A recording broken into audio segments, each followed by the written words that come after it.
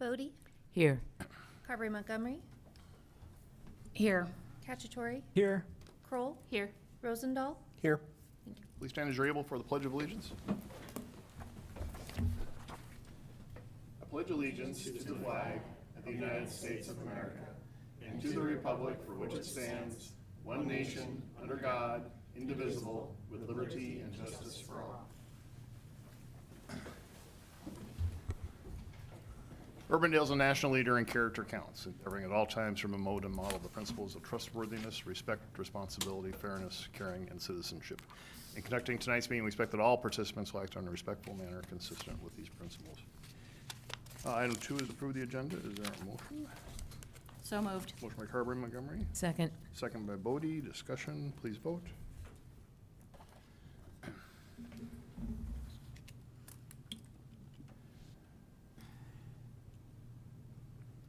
Do you still see green checks or did it go down A again? green check. We still have green checks. Unfortunately.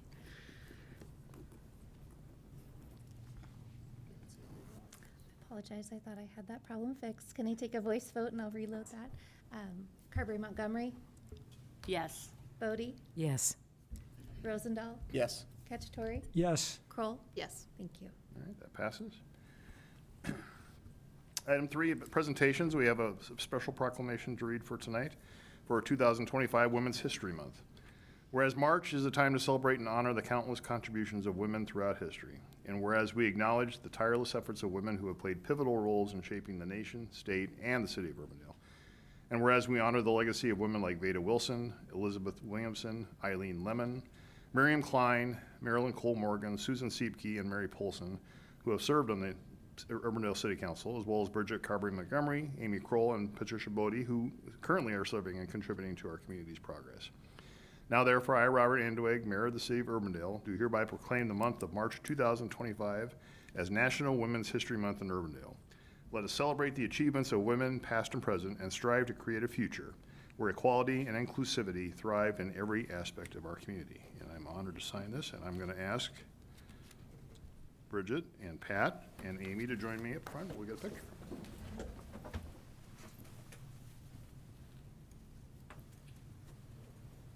We have anybody to take a picture? Take the picture.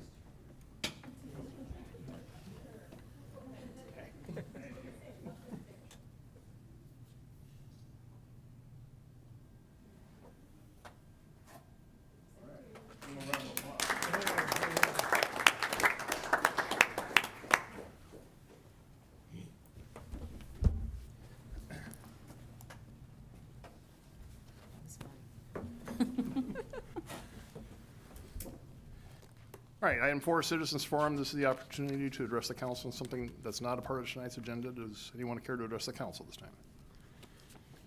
All right, seeing none. Item 5, the adoption of minutes from the February 18, 2025 meeting. So moved. Motion by Second. Kroll, second by Bodie. Discussion, please vote. Is it working now?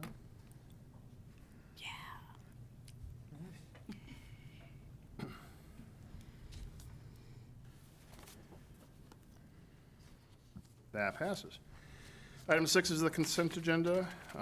There are 14 items on the agenda for approval. Motion to approve the consent agenda. Motion by Kroll, Second. second by Bodie. Discussion, please vote.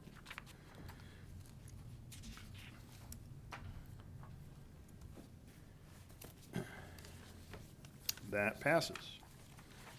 We will now begin our public hearings. Item 7.1 is a public hearing to consider the General Obligation Capital Loan Notes Series 2025A, and I will note that the public notice for this was published for all 3 of these. We're going to have 3 separate sub-public hearings for this item. All 3 of these were published in the February 21, 2025 Des Moines Register, and asked if there are any objections to that. Notice is published. There were none. Is there a motion to open the public hearing for Resolution 96, 2025? So moved. Motion by Kroll, Second. second by Rosendahl. Discussion, please vote.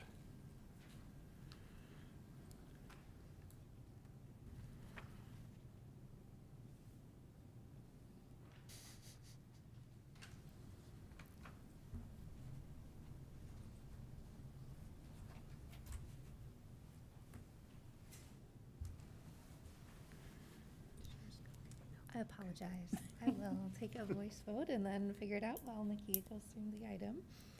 Kroll, Yes. Rosendahl, Yes. Bodie, Yes. Carberry Montgomery, Yes. Cacciatore. Yes. Thank you. All right, and to introduce us is our Finance Director, Nikki Lamb. Nikki?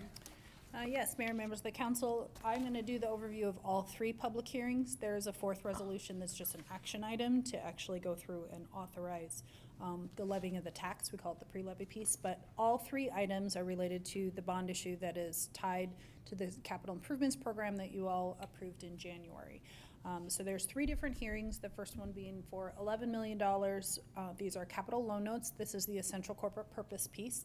This is all classifications based on what the legal use of those funds are and what the definition in the code is. So we have essential corporate purpose, general corporate purpose, and then we have urban renewal essential corporate purpose. So three different pieces based on the types of things that we have in the bond issuance coming up. So the first one is the $11 million. That's essential corporate purpose, which is ECP is what we call those. So that piece will go through and cover everything that is covered for non-TIF ECP, so roads, streets, parks, those things that are defined. The second one is for the urban renewal piece. That's $2.25 million. That is all in the ECP still, but it's all TIF based, so there's a separate hearing for that. And then $30,000 is the general corporate purpose piece, which this year the only piece is public art. So that's why that one is really small, but it requires a different type of hearing. So there's three different hearings. The total, these are all not to exceed numbers, so the final issuance will be a little bit smaller. The total from your hearings today will authorize 13.28, but the actual issuance will actually match up to the CIP to be 12.215. Anticipate these to be sold on April 15th, 2025. So this is the first of many steps that we'll get to go through to get the bond sold. Happy to answer any questions, but otherwise, yes, the three public hearings have to be open and closed individually for procedural. All right. Any questions for Kenny? Okay, I'm sorry. Typically for like a bond issuance, like with the, previously it's been like A, B. Is that B, like, is that just another bond issuance, or is that specifically Bs are always the TIF specific ones? If we are issuing enough that it makes sense to do a B issue, then we would do two separate ones because there's some additional tax eligibility pieces that are attractive to a different type of investor. We don't have enough the last several years. We've just done a Series A. So the ABC always just indicates how many you've done this year, right? Gotcha. So we're A because that's the only one I'm probably gonna do. If we would come back and issue a second one, it would be B series. So for our case, we would issue A and B at the same time because of that double taxation issue, or a double tax exempt, I guess would be more appropriate. But we still issue them at the same time. But if later in November we decided to do a third one, it would become a C series. So it's just indicating how many we've done in the year. Okay. All right. We're in public hearing on this item. Would anyone like to address the council on this item? All right, seeing none, is there a motion to close this public hearing? So moved. Motion by Carberry Montgomery. Second. Second by Bodie. Discussion, please vote.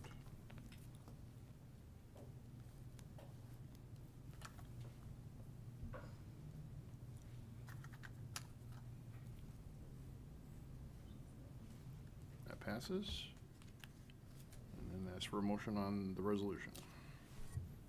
Motion to approve resolution 096-2025. Motion by Rosendahl. Second. Second by Cacciatore. Discussion, please vote.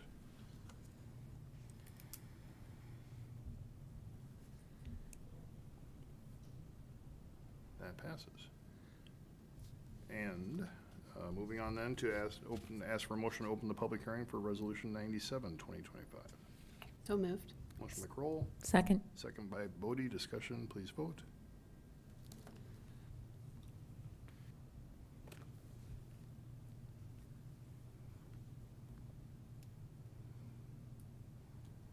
All right, that passes.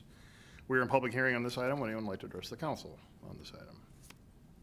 All right, seeing none, is there a motion to close the public hearing? So moved. Motion by Second. Kroll, second by Bodie. Discussion, please vote.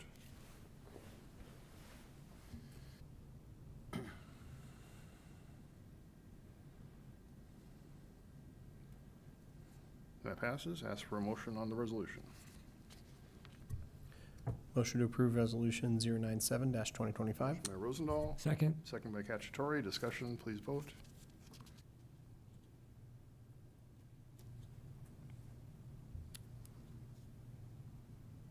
That passes. Ask for a resolution to open the public hearing for Resolution 98, 2025. So moved. Motion by Kroll, Second. second by Bodie. Discussion, please vote.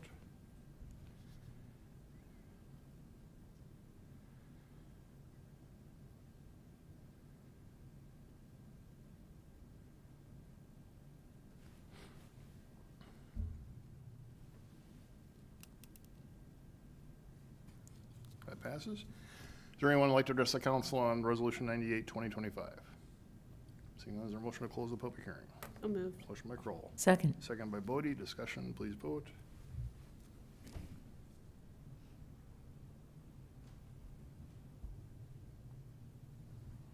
All right, ask for a motion to approve Resolution 98, 2025. Motion to approve Resolution 98-2025. Motion by Rosendahl. Second. Second by Cacciatore. Discussion, please vote.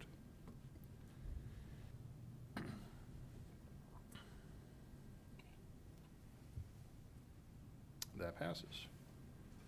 And finally, we have Resolution 99, 2025. Motion to approve Resolution 99-2025. Motion by Rosendahl. Second. Second by Cacciatore. Discussion, please vote.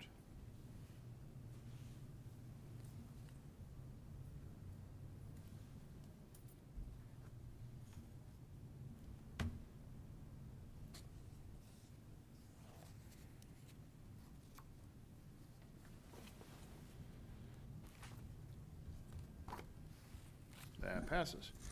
Item 7.2 is a public hearing and consideration of bids for the Lions Park Improvements Phase 3 playground equipment. This is a public hearing that was opened at the February 18 meeting and continued to this meeting.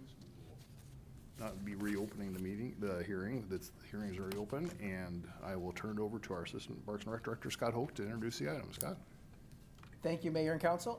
Again, here to talk about Lions, which this is part of Phase 3 as our Lions improvements. Just a quick update since we're here regarding Phase 1 and 2. Phase 1 was really the splash pad, which opened in 2024, and we had a really great summer with it. And then Phase 2 is scheduled to be completed this spring. Phase 2 is 4 pickleball courts, a tennis court that's also striped for pickleball courts, 3 half-court basketball courts, and then, of course, stormwater retention for both 2 and 3 were done as part of Phase 2. So Phase 3, which is what we're talking about tonight, the site work is the bigger one. We approved setting the public hearing at the last meeting, so we'll be back here on the 18th to improve the construction side of that. So all of the sidewalks and all of those things. Tonight, we're just really talking about playground equipment. But with Phase 3 comes 41 parking stalls, all the sidewalks, and then, of course, a lot of hookups for the 4th of July vendors as well along Prairie, and then extending, as an alternate, we're looking at extending that sidewalk over there by the basketball courts up kind of along the softball field line to the north of the park to have access through that park area. Again, Phase 3, playground equipment, public hearing is what we're talking about. As the mayor said, we opened this public hearing on the 18th and continued it to the 4th. We wanted to allow a little bit more time for public input. People got to make comments online. And then we were also scoring it as well, too. Vendors submitted proposals to develop what they thought best identified with what worked in the park, and each vendor could submit up to 2 proposals. We received the proposals on February 12th. We had 9 vendors, and we had a total of 12 proposals to review. The final design for these proposals is left to the individual vendors that are bidding on the project. We set a dollar amount for Lions. We set a particular one of $312,974, which is what we thought we had in the budget to do that. And that's for the equipment, the installation, and a pour and play over the main portion of the playground, and I'll show you an image with that as well too. And then we have an alternate in there as well to do a little bit more pour and play under a smaller little area. And again, I'll share that in an image in a second. We did post for input on the social media sites for the city. We had 72 online comments, which is really great. That's a lot of great comments. And it was a good balance of good support for several different proposals. And just sharing, we got a lot of comments about the shade and Lions, and our intention is to leave all of those trees around the playground that are there. The only trees that will still be coming out of Lions will be ash trees. There are still several ash trees that will have to come out. And then city staff evaluates the proposals based on 4 categories, which are play opportunities, site compatibility, how it looks within the park, inclusive and ADA design, and as well as cost value. Again, these are the vendors that submitted. You can see the cost. Some of them go right up to the 312. Some of them come a little bit lower. Again, we're evaluating more on the play opportunities, the inclusiveness, and all of the design components. And then they also gave the alternate for the extra pour and play, and those are all kind of in the same ballpark as well, too. Staff is recommending the base bid from Outdoor Recreation Products for this portion of the project, plus recommending the alternate for the additional rubberized surface at this time. If bids come back in, when we come back before you on the 18th, and they're really, really high, we might evaluate if we're gonna do the rubberized surface at that time, but we wanna make sure included in it at this time, and we think we have room to do that. The proposal from Outdoor Recreation offers a wide range of playground opportunities that match the existing equipment in the park. There's a few pieces that are staying, those are outdoor recreation products or landscape structures, and the splash pad is as well too, so it all will look very nice together. This is the proposal for the playground equipment. The area over in the orange area, that's existing equipment that will stay, and that is planned to stay as certified safety fiber or the mulch in that area. This larger portion, this is all new equipment. This is the base bid for the rubberized surface. And then this area over here is all new equipment, but that's where we put the alternate of adding some additional pour and play. So that's what's included in that as well too.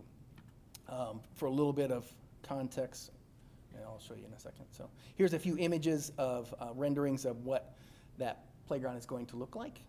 And again, they did work hard to keep the trees in play as well too, as several of the vendors did. But there is a 5-year-old area, as there is up there now. Then there's the 5 to 12-year-old area, much more active play space. Several swings, climbers, all of the fun things you expect to see at Lions. A few of the features that are important at Lions is both the large feature as well as independent play pieces, or partnering up with 1 or 2 kids. So those are important features that we added. And then swings are always important. We did have in the base bid to add some belt swings and some tot swings, but then this vendor did add a few other swings as well. The blue one or the aqua one, that's the newest one from them. It's called their Flex Swing, and it's an ADA accessible swing, and you can swing with 1 kid or 2 kids, so it's really a nice piece, and we thought that was a great We don't piece. have those in any. No, this would be new. I mean, gonna we have check- inclusive swings, right? I'm gonna check that one out Yeah. myself, I think. Maybe Yeah, a little it's kind of a nap. hammock, so you can use it, but Lions is pretty active, so I don't know Yeah. how much napping you're gonna do. Installation is based on manufacturer's schedule, but this is part of phase 3. We'll be doing it after 4th of July, and then the goal is to complete most of phase 3 before school starts again in the fall, so they have a fairly tight window. But if, again, we'll work with the vendor, we should have plenty of time to get on their schedule and make sure all of that works. And staff is recommending awarding the bid to Outdoor Recreation Products in the amount of $340,749, which includes the alternate for the playground project. And I'd be happy to answer any questions. All right, thank you, Scott. Questions from council? Scott, this doesn't actually have anything to do with this bid, but I received a question whether or not the basketball courts are going to have lights. So that was not in the original package. The pickleball courts will, and there's some ambient overflow lighting that should be able to light up and allow some play later in the evening, but right now, lights were not included. We are adding there's a fence that goes behind the hoops. There's a retention area, because we want to make sure and handle our stormwater properly, right? But if you miss, there is a little bit of a slope there. So we're going to add some, not fencing, but backstop area kind of behind there a little bit to catch that. So, but no lights at this time. Thank you. In regard to, so the alternate cost allowing is the 2 to 5s area? Well, so the playground is included in it, right? So, but it would be to add the pour and play surface under those pieces, under that area. If that doesn't fit, would that just be the wood fiber? Correct. Yep. And again, we've kind of set up to make it fit, so that's why we're asking Yeah. to include now. No, I think I would encourage that. That's an age of imbalance. Yes. All right. We are in public hearing on this item. Would anyone like to address the council on this? All right, seeing none, is there a motion to close this public hearing? So move. Motion by Bodie, Second. second by Cacciatore. Discussion, please vote.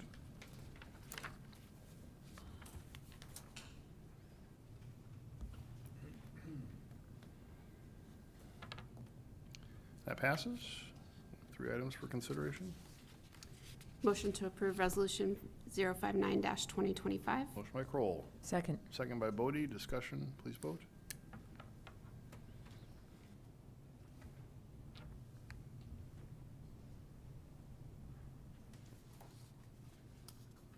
That passes. Motion to approve Resolution 060-2025. Motion by Kroll, Second. second by Bodie. Discussion, please vote.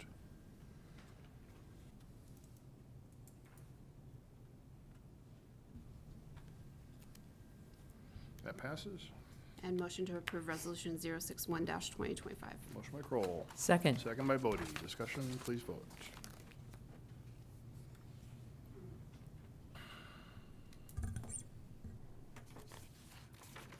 That passes. Item 7.3 is a public hearing and consideration of bids for the Roseland Drive Storm Sewer Improvements. A public notice for this was published in the February 14, 2025 Des Moines Register. Are there any objections to that? Notice is published. There were none. A motion to open the public hearing. So moved. Motion by Kroll, Second. second by Bodie. Discussion, please vote.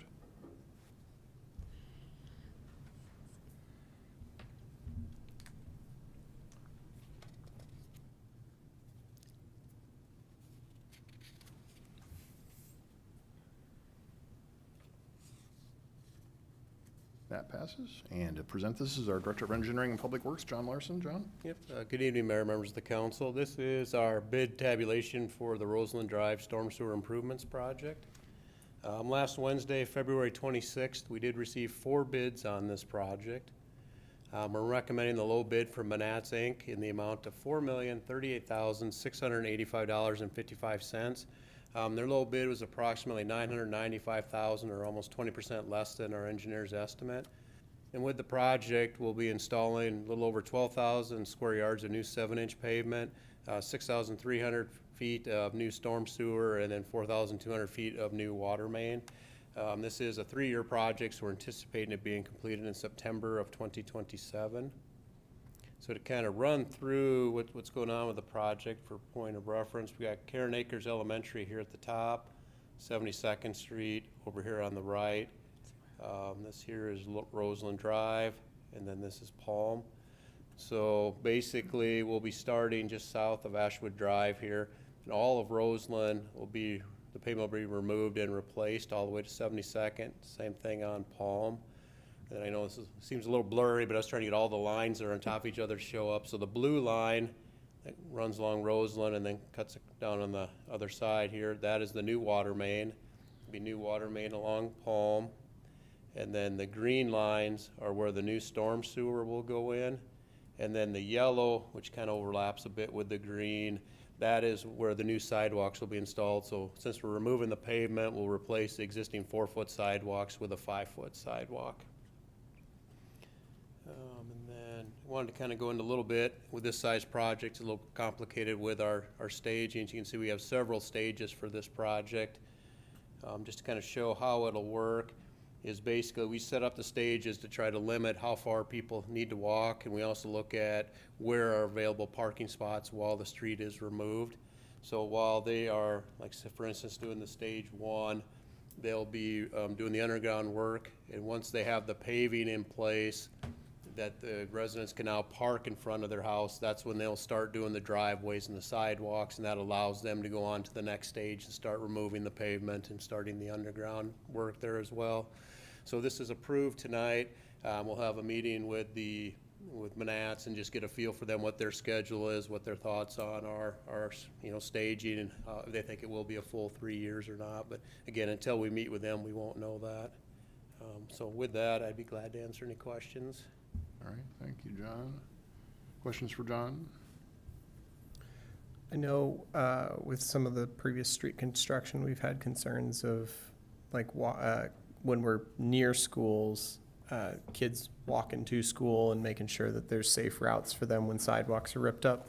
Do we have some planning around how we're gonna make sure that there's still routes? Correct, yep. So basically, the sidewalk stays in the entire time the street is out. It's just when it gets removed afterwards, so they would have to walk a different way, but depending on what stage we're in, again, we'll still have the sidewalks into the school.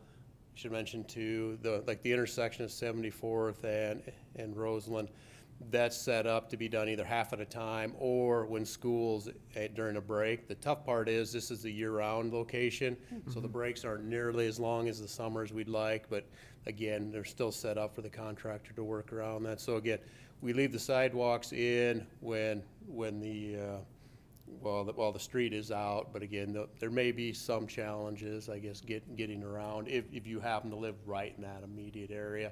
Typically, I know we work with the busing services, so they work with knowing where to pick them up based on where we're at as well. Okay.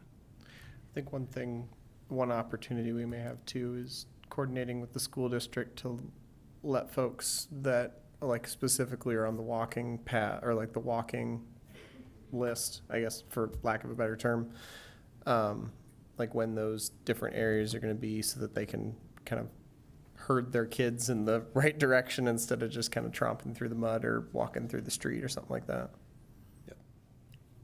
Just along those same lines, I think just making sure that, those of us that have kids in school, we get lots of emails from our schools. And I'm sure that we could figure out a way to include something in those weekly or whatever emails to say, just let's have our heads up, and when kids are walking after school, in the summer break, whatever, just to let them know. We've done quite a bit of coordination with the school already, and we'll continue to do that throughout the project. All right. Any further questions? All right, we are in public hearing on this item. Would anyone like to address the council on this item? Okay, seeing none, is there a motion to close this public hearing? So move. Motion by Bodie. Second. Second by Carberry Montgomery. Discussion, please vote.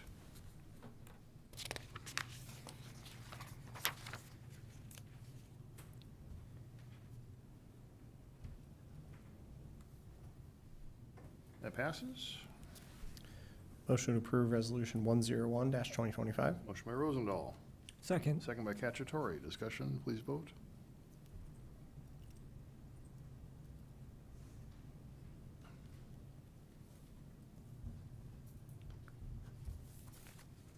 That passes. Motion to approve resolution 102-2025. Motion by Rosendahl. Second. Second by Cacciatore. Discussion, please vote.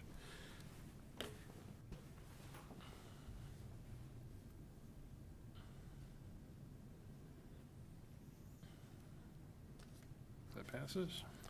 Motion to approve resolution 103-2025. Motion by Rosendahl. Second. Second by Cacciatore. Discussion, please vote.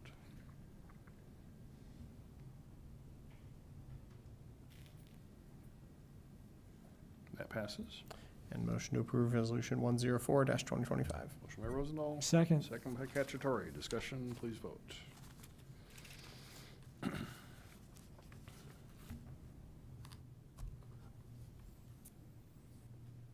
That passes. Item 7.4 is a public hearing and consideration of bids for the Parks and Public Works Storage Buildings renovation. The public notice for this is in the February 21, 2025 Des Moines Register. Ashley, any objections to that? Notice is published. There were none. Motion to open this public hearing. So moved. Motion by Kroll, Second. second by Bodie. Discussion, please vote.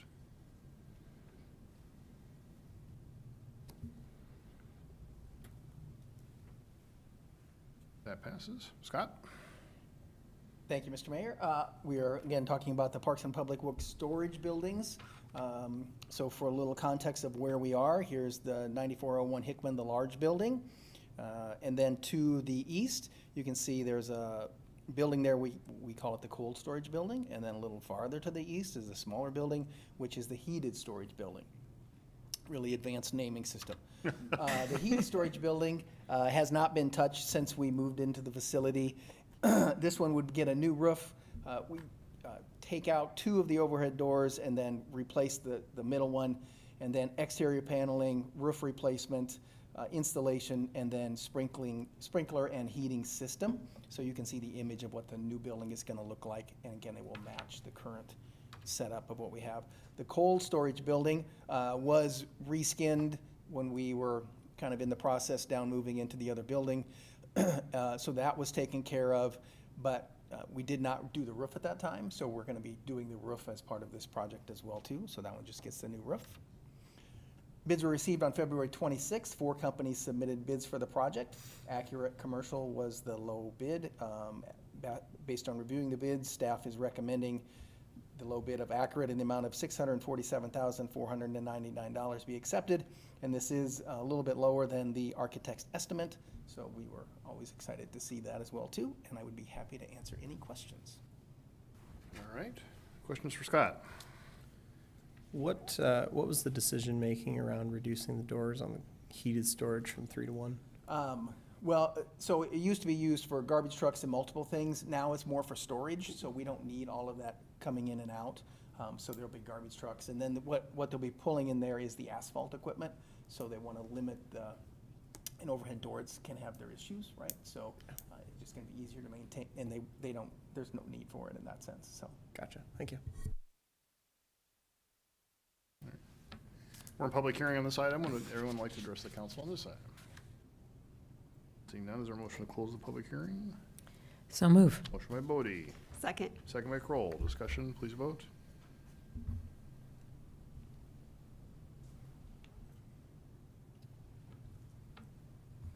That passes. Motion to approve resolution 085-2025. Motion by Rosendahl, Second. second by Cacciatore. Discussion, please vote.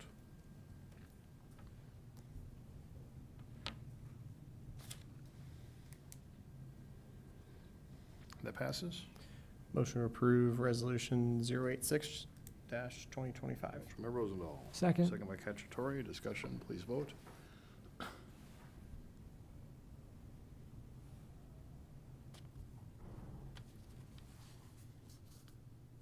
That passes.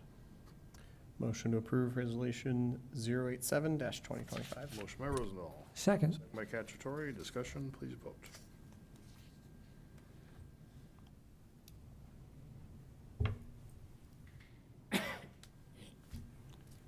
That passes. That ends our public hearings. Item 8 is to establish new public hearings. Item 8.1 is to establish a public hearing for April 1, 2025 for the 2025 sewer lining program. Motion to approve Council Letter 8095. Motion by Kroll. Second. Second by Bodie. Discussion, please vote.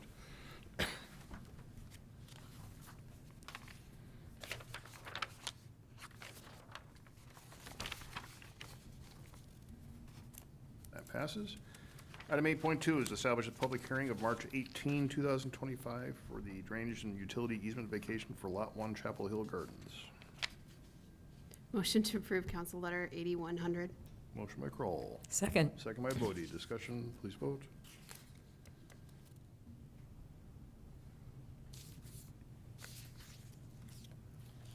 That passes. Item 9, regular agenda items. First is item 9.1, and that is to consider the general obligation bonds redemption for Series 2019B, 2017A, and 2019A. And Nikki is up again.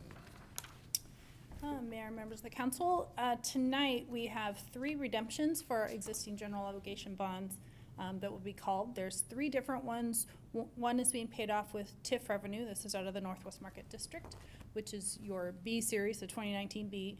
And then 2017A and 2019A are both being paid off with local option sales tax funds. I will let you know that this is the last of the bonds that were outstanding when local option sales tax was passed. So that's really exciting. We have now retired all of the existing debt that was outstanding at that time. So there's 3 items to approve related to this for each of the 3 bonds. This starts the process of notifying all the bondholders, and then the bonds actually get paid off June 1st. Happy to answer any questions. All right. Thank you, Nikki. Any questions? Good work on Yeah. getting everything, those existing things paid off. It seemed like a Seemed like a pipe big dream when it ask, was I know. proposed, Yeah. back when I was a wee little council member. Yes, it's a good accomplishment. now the local option sales tax are opened up to do the capital projects as that we That's right. planned for in the transition. Motion to approve resolution 093-2025. Motion by Kroll, Second. second by Carberry Montgomery. Discussion, please vote.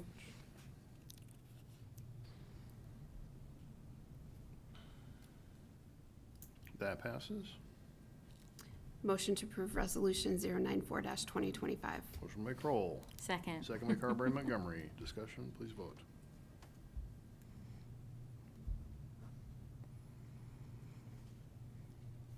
That passes. Motion to approve resolution 095-2025. Motion by Kroll, Second. second by Carberry Montgomery. Discussion, please vote.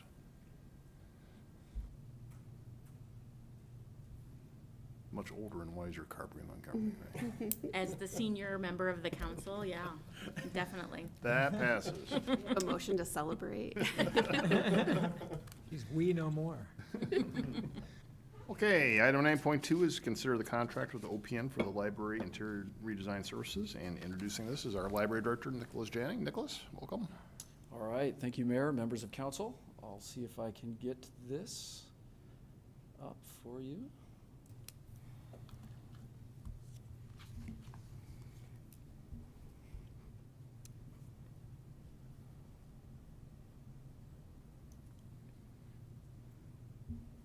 All right. All right, thank you all for having us here tonight. Very excited to be here to talk to you about the design project that we have scheduled for the library. So first of all, before we begin, I'd like to thank a few people that got us to this point. So the Library Board of Trustees, the Library Foundation have worked on this quite a bit. Greg Ward, our Board of Trustees president, has worked on this quite a bit, also with Carrie Van Keef, she's one of our board members. Leslie Noble has done quite a bit preparing for this project. And then I also want to thank the city staff, Dick Lilly and Nikki Lamb, for all of this work. So we don't usually get to do a whole lot of things like this at the library, so it was very, very nice to have the expertise of everyone here at the city. So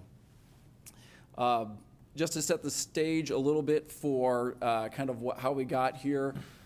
So library has been, incredibly popular and a well-visited place, well-utilized place here in Urbandale. We have the statistics for 2022 to 2023 over on the left-hand side, and then we also have the statistics for the most current fiscal year, 2023 to 2024, over on the right-hand side. So pretty impressive to see that, we have over 500,000 checkouts of our items, digital, print, all of those things in our collection. We welcome about 200,000 people through our doors every single year. So really amazing to see those kind of numbers and to see how well utilized the library is. The last renovation project that we did at the library was in 2015. They replaced carpet and did some work with some of the different shelving in the area.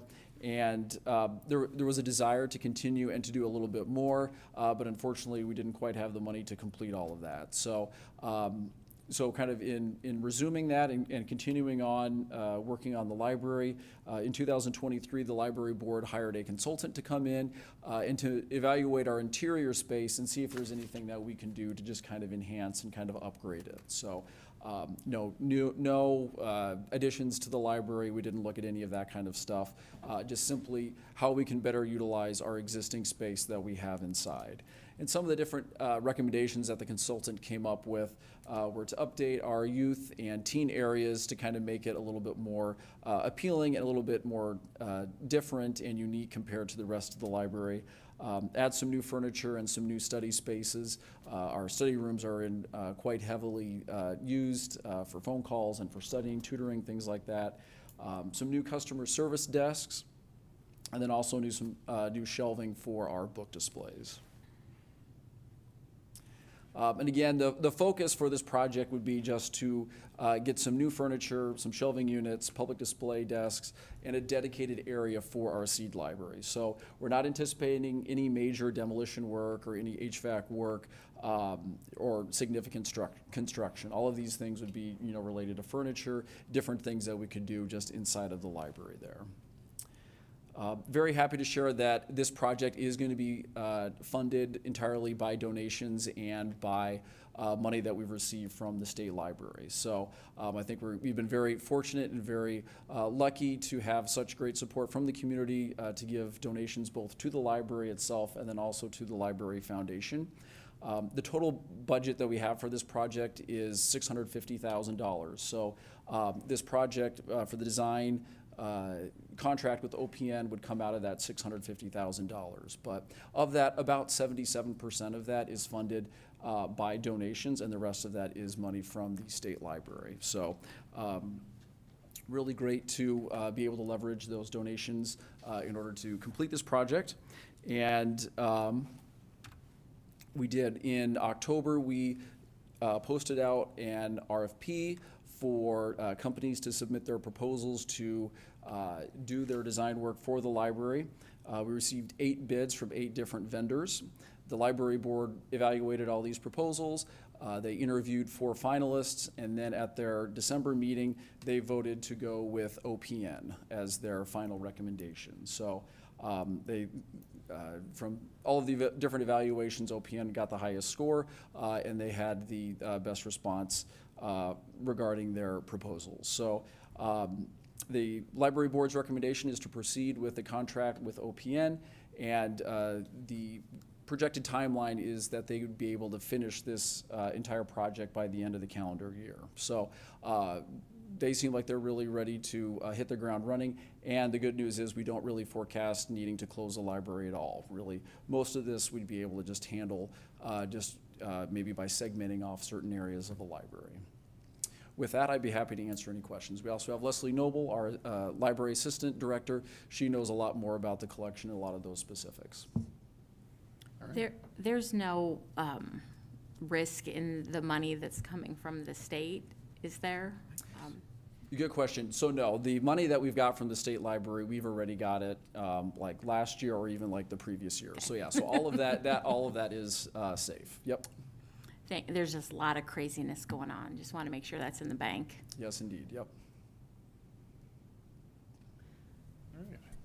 Does this include some of those like phone booth recommendations and things that were in the report? Yep. Yep. So the study rooms that you'll see in the library are private studies rooms, and our group study rooms are very heavily utilized. So we really would like to add some more study rooms. That would be a little expensive, but yeah, they've got these really great, pretty fancy looking. They look like phone booths, but you'd be able to put some of those throughout the library and kind of create a nice little space either for study or if someone wanted to use like a cell phone, that would be able to create more of those areas.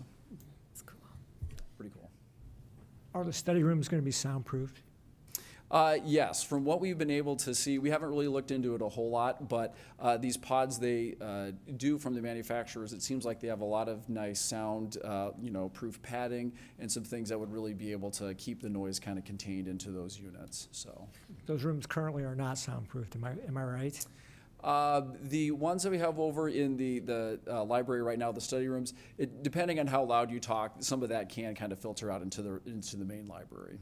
Yep. I must be very loud.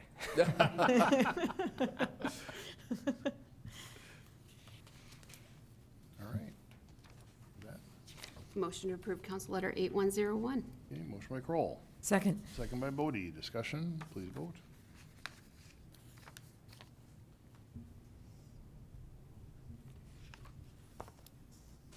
That passes. Great. All right. Thank you, Nicholas. Yes, thank you very Leslie. much. Thanks, guys. All right, moving on then to item 9.3, and that is consider the real estate purchase agreement for the acquisition of right-of-way along 142nd Street from Maplewood Farms, Urbandale LLC. John, answer any questions if there are.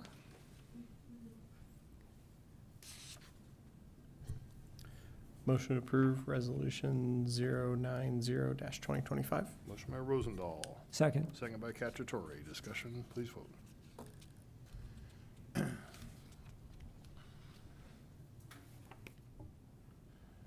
That passes. Item 9.4 is consider the bids for the 2025 ADA Improvements Program. John?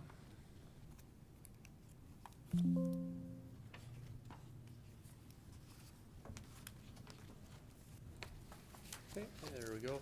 So yeah, this is our annual ADA Improvements Program. So last Wednesday, February 26th, we received 12 bids on this project. We're recommending the low bid from HS Concrete Inc. in the amount of $85,148.05. They're almost $30,000 or 26% less than our engineer's estimate. And with this project, we'll be replacing 466 square yards of sidewalks and ramps at 11 intersections. And we're anticipating it being done by September of this year. This time, though, our locations are a little more scattered around. So we do have one just east of 128th Street, north of Douglas at 124th and Twana. We have one at 70th Street in Oak Brook, just north of Hickman Road. And we also have several on Colby Woods Parkway, north of Hickman Road. And then between 77th and 75th on Horton Avenue. So again, just a few more locations, or a little spread out more than normal. With that, I'd be glad to answer any questions. Thank you, John. Questions for John on this? Is there a motion? Motion to approve council letter 8085. Okay, motion by Kroll, Second. second by Bodie. Discussion, please vote.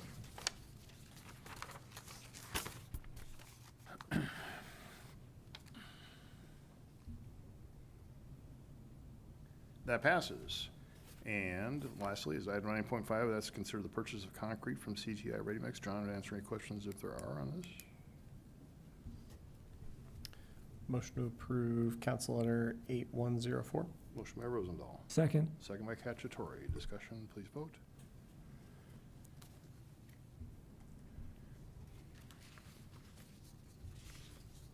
That passes. Item 10, we added a city manager report placeholder, but David is ill tonight, so I don't think he's online, is he, Nicole? So we will save his report for the next item. Item 11, mayor and council items. I'm going to go out of order tonight. I'm going to pull rank and That's a say my great comments idea. first. So and I've been thinking a lot about this, and I'm still not sure what to say, but you know, we saw a lot happened in the last week in the state of Iowa. And I saw it firsthand, and it was alarming to me, the speed at which that happened. And we obviously had a lot of communication back and forth during the week. It was almost shocking to see how quickly it moved and what happened. I admire a number of our residents who spoke up at the public hearing. I watched the entire public hearing. If anybody saw that, then I've seen people nodding. There were a number of Urbandale residents that spoke up at that public hearing. I admire them for their courage to speak up and to stand up. I just want to say, we will stand up at the appropriate time as a city. We need to stand up for our citizens. I want to reaffirm the fact that in Urbandale, all are certainly welcome in Urbandale, and we will reaffirm our commitment to do that. We have said that in our mission and vision. We will reaffirm that a number of times, and it's just disturbing, and I know all of you share that same thought. So, but I want our residents to know that we are here for our residents, all our residents, even the most vulnerable. I don't know what more I can say. Amy, I'll turn it over to you. Just want to say great job, Blake, at the Legislative Forum. Did a great job. And then also just put on folks' radar screens that criminalizing homelessness is back in the legislative purview, and there will be 2 study bill hearings tomorrow. Senate Study Bill 1195 and House Study Bill 286, both tomorrow. And hopefully those will be dead on arrival, but time will tell. That's all I have. Thanks, Amy. Joe. Thank you, Mr. Mayor. I also want to thank Blake for representing us well in the mayor's absence at the Legislative Forum. And Mr. Mayor, I appreciate your comments because this has been on my mind as well, as you might know. The idea that our legislature would strip away civil rights based on gender identity from our Civil Rights Act is appalling to me. And I feel like I need to use this microphone you all have privileged me to have, to speak that my truth on that. A couple of things have occurred to me about how this affects our community, and really every community. Last month, or January, I spent a little bit of time with our award-winning staff at the Urbandale Chamber of Commerce. And one of the things they told me was that one of the big challenges facing them and other chambers of commerce is attracting talent to Central Iowa. You know, programmers and engineers and doctors and other folks that we need to attract. There's a labor shortage. And it just occurs to me that this is exactly going in the opposite direction of what needs to happen in order to attract folks to the community and to retain people. So I think, you know, we're not only chasing folks away, but we're making it very difficult to attract new residents and new citizens to our state. And just, you know, I think regardless of how you feel about the issue, it's bad business. And I think, and I speak only for myself, by the way, I wish our business community would speak up a little bit more. But if they're not going to, then I'll use what little platform I have to do it. We also have staff working really hard at economic development, trying to develop the urban loop and revitalize the downtown. And again, this kind of action, I think, runs counter to our goals and objectives. And so I just want to be heard on that. Thank you, Joe. Appreciate it. Before I turn it over, I do want to, I've been remiss in not thanking Blake for filling in for me on Saturday too, so good. I wasn't able to see it, but I mean, I've heard a lot of comments, so good job. So thanks for filling in. Thank you. The floor is yours, Blake. Yeah, appreciate the honor of being able to participate in the legislative forum. I know it was, I tried to front load my comments since there were no questions for me. So I asked for forgiveness later from Tiffany for that. But I think that was a really good opportunity to not only speak to people in the public, but also then to speak to the people down the table as well, in trying to make sure that we advocate for flexibility in local government, to make sure that we're able to provide the services and support that everybody needs in our community. Along that same line, it was Local Leaders Day at the Capitol today for League of Cities, so I ran down there. There were some very good panels that were having conversations about just kind of how generally to interact with our state legislators and kind of advocate in ways that are productive and moving issues forward. The director of the Iowa Economic Development Authority. Debbie? Yep, Debbie had shown up and kind of ran through some numbers with us and some of the different programs that they're running there. I think notably absent in that presentation was how we are presenting ourselves in different legislative lights. It was very, very focused on taxes, and that's probably not the whole story. And then got a chance to speak with Representative Andrews and Senator Whitver, in addition to Senator Blake. Left some notes with the rest of them just to basically advocate that even though we haven't seen a property tax bill yet, that we just want them to keep us in mind when that shows up, that our flexibility and the ability to cover the costs of what is coming up for city staffing and costs to provide all the services that we need, they keep that in mind. So we can continue to advocate whenever that shows up. Let's see. one last thing, or I guess two things. One, I met with Sally Dix with Bravo to go through some orientation. So that was a very good opportunity to kind of get prepared for the meeting on March 12th.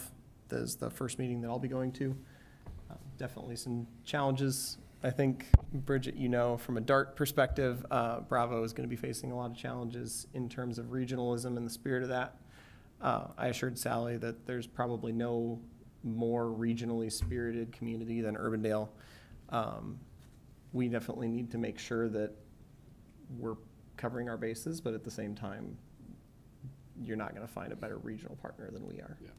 David, just, I didn't mean to interrupt, but David and I met with Sally earlier this week too. So, Excellent. yeah. And then just one question I had is, as I was driving Hickman one day, I saw that the construction fences were down for the view on Hickman. So I was curious if there was going to be some, I'm assuming there's going to be a ribbon cutting or something, but I didn't know if there was going to be like a walkthrough opportunity for that, since it's a pretty exciting project for that. I can't believe the timing of your question. They literally emailed this afternoon about, hey, looking at dates for a grand opening. Excellent. So probably late, I think it was, Nicole, I passed this to you, was it late April or late May? I think it was May, end of May. Yep. So I think they're looking at end of May, but we're in the red zone now, so Excellent. nearing its completion, but I's to dot and T's to cross. That's good. Thank you. That's all I got. All right, thank you, Blake. Bridget? Well, first I want to start with just a little point of personal privilege. The 2025 council calendar has not aligned well with the Montgomery family birthday calendar, and so I want to take this opportunity to wish my daughter a happy 15th birthday. So happy 15th birthday, Scarlett. She's definitely not watching, but you know. We'll tell her about it. Still- Charlotte Montgomery Day in Urbandale. Exactly. As for DART, I think you all should have received invitations for the elected official Reimagine DART workshops. There's two options, April 2nd at 7:30 a.m. or Thursday, April 3rd at 4 p.m. at Central Station. There's Zoom options for both. And just a reminder of, there's a lot of moving parts, but and I got to get back to you, Joe, and figure out what's going on. But I think everybody is, except for Joe, is scheduled for a meeting with the consultants next week. I've got the hold on my calendar, but I've been looking for these Okay. emails. Well, we'll talk, because there's some questions, I guess, now. So there's that coming up next week, and then these presentations the first week of April, and then our lunch and learn on April, whatever, the next week. We will have a discussion on where we want to be on the continuum of service versus coverage as we move forward. And I really, really appreciate all of your support to have these meetings and attend these meetings. I found out yesterday that we're the only community besides Des Moines that took DART up on the opportunity to hear from the consultants directly. So I appreciate you trusting me in how important these things are. So, and I also want to thank David. He's jumped right in. It was a pretty easy jump coming from Ankeny, I guess, with the chaos that we have, but giving excellent input and support on as we work through the budget there on DART. And finally, I just wanted to thank everyone on the council and our staff for advocacy work, both at the state and federal level, on issues impacting our community and our residents. I think we all share this commitment to ensuring that Urbandale continues to be a welcoming and affirming community for all of our residents. So there's a lot of work left to do. Yep. But thank you. Thank you, Bridget. Pat? As per usual, ditto what everybody else had to say. But these are heartbreaking times. And I'm very grateful to get to be on this council with people who care as much as we all do, and with a staff that is impassioned to do great work. And I am sickened by what has happened for a particular subgroup of our residents, along with what we're facing for public lands and parks, for water quality, for our ability to do anything at the local level about that. So I hope that at some point we can become ever more strategic about our work in terms of trying to express ourselves. It's challenging, very challenging. With that, I really don't have anything else except to ask Bridget some questions about these DART dates, because I don't quite have them on my calendar properly. Yeah, So, I think we can circle up here when the meeting's over and get that figured out. Thanks. Can I ask one other very quick question? I saw on Merle Hay, and this, I guess we don't have anyone here from, Kristen might know, or John might know. There's signs that say Merle Hay is being, that there's cameras. Are those on our side or on Des Moines side? They're gotta be on Des Moines side. I didn't think so. We don't have Okay. cameras. I overheard a conversation at DART today between Windsor Heights and Des Moines, because I think on 63rd Street, there might be some signs as well that Windsor Heights was getting questions about, so Yeah, I just saw them I today on think my way to it's work. Des Moines. I was like, wait a minute, where'd these come from? So, Radar Heights. I just want to, I'm going to wrap the conversation up. Thank you for everybody's thoughtful comments tonight. And I was remiss in not saying, I think you all would share this. I did watch Representative McBurney's comments and Senator Blake's comments on the floor, and commend them for their comments. Also commend Senator Blake for the amendments he presented. Those were great. And would commend the Republicans in the House that had the courage to stand up to that as well. So with that, we'll end that discussion. But thank you, everyone. We are at the end of the agenda. We are adjourned.